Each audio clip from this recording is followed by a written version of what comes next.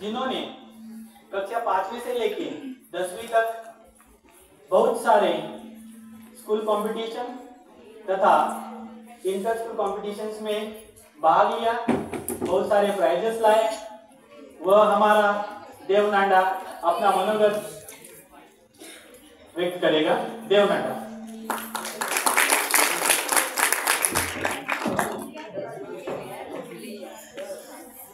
SVP ना vice principal रश्मिबेन Pandya અહીંયા પધાર્યા છે બેટા, બધા તાળીઓથી વધાવી।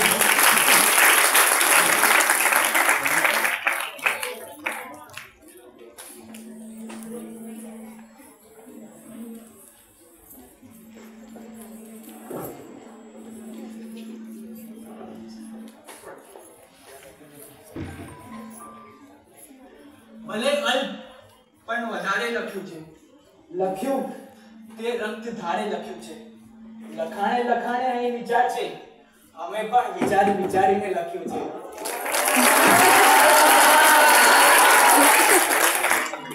આદરણીય આચાર્યશ્રી, સંચાલક મંડળ, માનવંતા મહેમાનો, શિક્ષકગણ અને મારા વિદ્યાર્થી મિત્રો, આજે હું 10મા ધોરણનો વિદ્યાર્થી દેવ નાંડા શ્રી અશ્વિનોત્તર વિદ્યા મંદિરના પ્રાંગણમાં હર્ષ અને ગ્લાનિની લાગણીથી વિદ્યાર્થી મિત્રોની લાગણીનો પડઘો પાડી રહ્યો છું।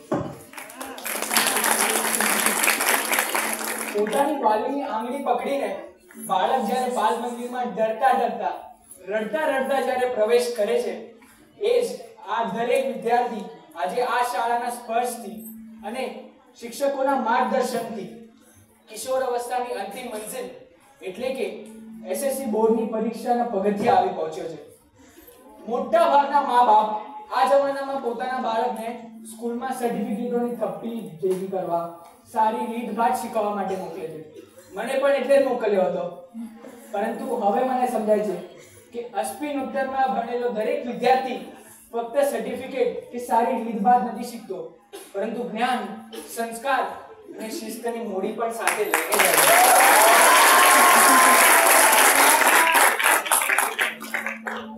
10મા ધોરણ પછી શાળા છોડીને જવું ખૂબ જ અઘરું છે અને મારા જેવા વિદ્યાર્થીઓ માટે ખાસ, કારણ કે આ શાળા મારા માટે ફક્ત ઈંટ કે પથ્થરનું મકાન નથી કે જ્યાં બેગ લઈને આવતા ને જતા રહ્યા, પરંતુ આ શાળા મારા માટે તો જ્ઞાન અને સંસ્કાર અને જીવન ઘડતરના પાયા સમીરૂપી મૂલ્યવાન સંપત્તિ છે।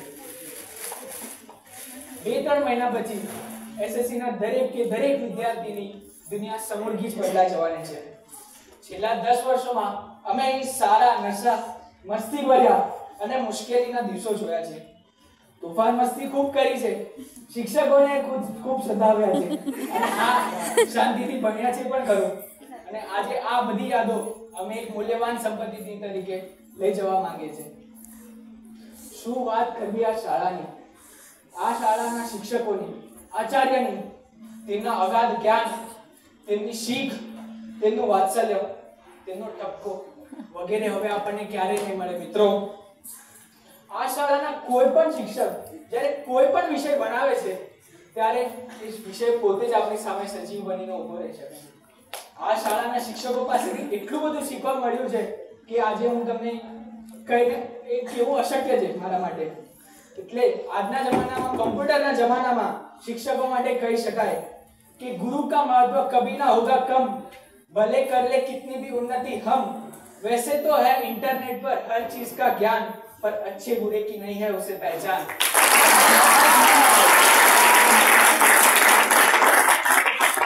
આ બધી વસ્તુ માટે સૌપ્રથમ તો આપણા સંચાલક મંડળનો આભાર માનીએ કે તેમને આપણને શાળાની દરેક સુવિધાઓ પૂરી પાડી। શાંતિથી બેસીને વાંચી શકાય તેવી લાઇબ્રેરી, અત્યારના જમાનામાં અત્યાધુનિક કોમ્પ્યુટર લેબ, વિજ્ઞાન માટે, વિજ્ઞાન પ્રયોગ માટે લેબોરેટરી છે, તન અને મનને ફિટ રાખવા માટે જીમ, અને માઇન્ડને ફ્રેશ કરવા માટે અને વિદ્યાર્થીઓની સૌથી પ્રિય કેન્ટીન, અને લાસ્ટ બટ નોટ લીસ્ટ એવા ચુનંદા, ખંતીલા અને જ્ઞાની શિક્ષકો અમને આપ્યા છે। અને આ માટે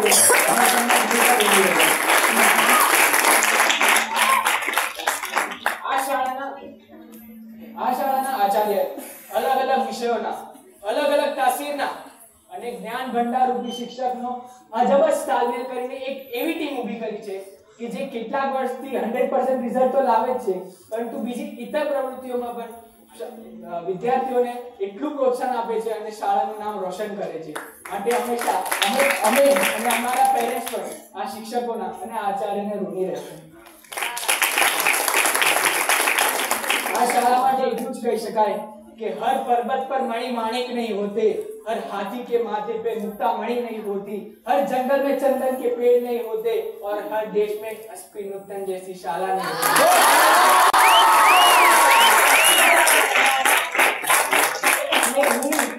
એટલે માત્ર ભાષણમાં કહેવા માટે જ નહીં, પરંતુ હર હંમેશ યાદ રાખીને આપણે વિદ્યાર્થી મિત્રોએ આજે સંકલ્પ કરવાનો છે કે આ બધું હંમેશા યાદ રાખીશું અને શાળાને છોડ્યા બાદ પણ તેના હંમેશા કોન્ટેક્ટમાં રહીશું અને જ્યારે યાદ આવે ત્યારે ખડે પગે ત્યાં ને ત્યાં ઊભા રહીશું.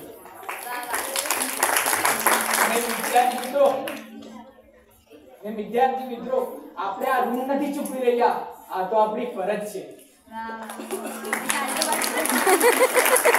હું જાણું છું કે મારી સ્પીચ લાંબી થઈ જાય છે, પરંતુ છેવટે એક કાવ્ય સંભળાવવાની મારી લાલચને હું રોકી નથી શકતો. મારે ફરી એકવાર શાળાએ જવું છે, દોડતા જઈને મારી રોજની બાકડીએ બેસવું છે, રોજ સવારે ઊંચા અવાજે રાષ્ટ્રગીત ગાવું છે, નવી નોટની સુગંધ લઈ પહેલા પાને સુંદર અક્ષરે મારું નામ લખવું છે. દોસ્તો મારે ફરી એકવાર શાળાએ જવું છે.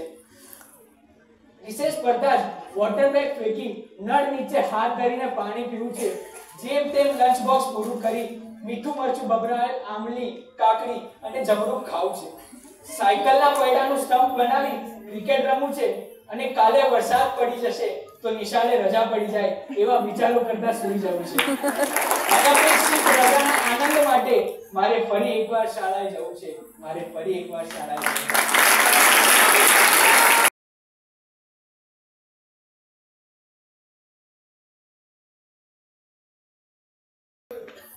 જ્યારે મેં દેવના અંડાને બોલતા સાંભળ્યો કે રિંકલને અહીંયા બોલતા સાંભળી અને સતીશ ઠાકરેને બોલતા સાંભળ્યા, ત્યારે મને બે ત્રણ વસ્તુ કહેવાનું મન થાય કે આ દેવ તો ખરેખર બહુ સરસ બોલ્યો. 2 મિનિટ માટે તો મને એમ લાગતું હતું કે નરેન્દ્ર મોદીને સાંભળી રહ્યો છું કે દેવ. બહુ સરસ અને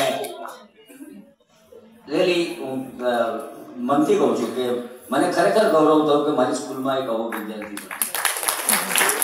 ખરેખર બહુ સરસ.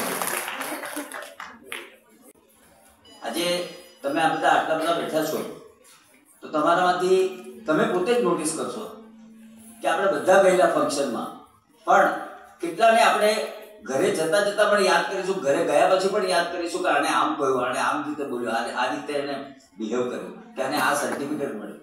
આ શું બતાવે છે? આ એક પોતાની જગ્યાએ હશે. હવે નાના કોઈ દિવસ ભૂલી નહીં શકું.